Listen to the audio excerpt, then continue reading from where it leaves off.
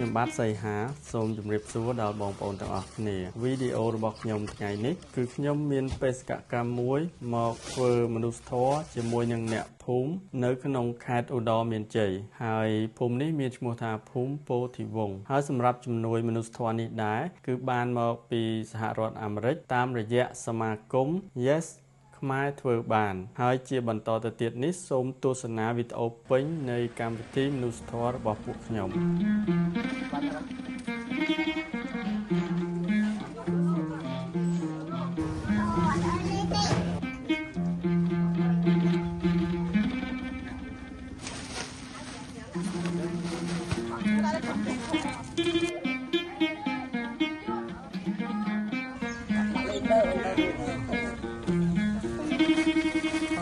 ហើយមានអ្នកមកទទួលជាមួយ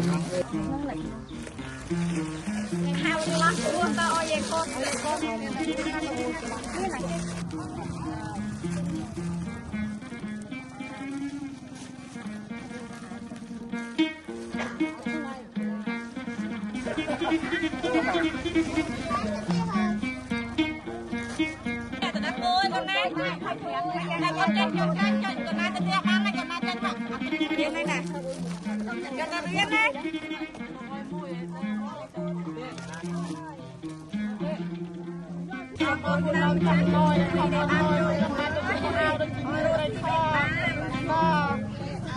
បានចុះមកជួយរស់ស៊ីមានបានជួបជុំប្តីប្រពន្ធកូនចៅរស់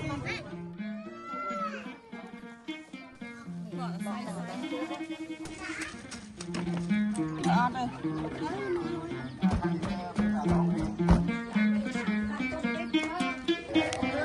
អូសម្រាប់ល្អតានេះគាត់ទៅសើបហើយទូចង់ញ័រទូចង់ខុសចានរួចរាល់ហើយឥឡូវនេះមេចិត្តភ្លៀងហើយដល់ម៉ោងភ្លក់បុកឡងភ្លក់ឲ្យលឿនបំផុតហ្មង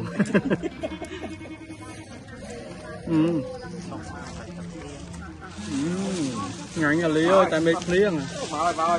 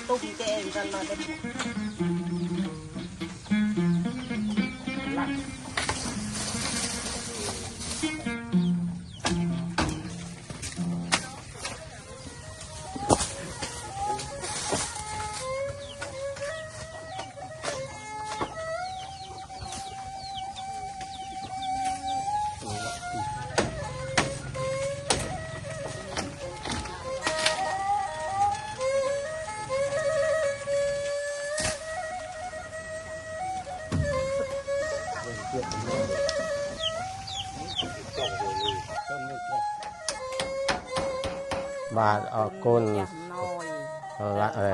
ការសមាគមមិនជួយបានធ្វើបាននេះគឺឲ្យបានណយជួយជំរុញជួយបាំងផ្សៃដាក់ប្រក់ផ្ទះខ្ញុំដូចជាណយសម្ភារៈតិចតួច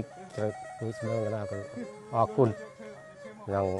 អង្គការសមាគមខ្មែរជួយធ្វើបាន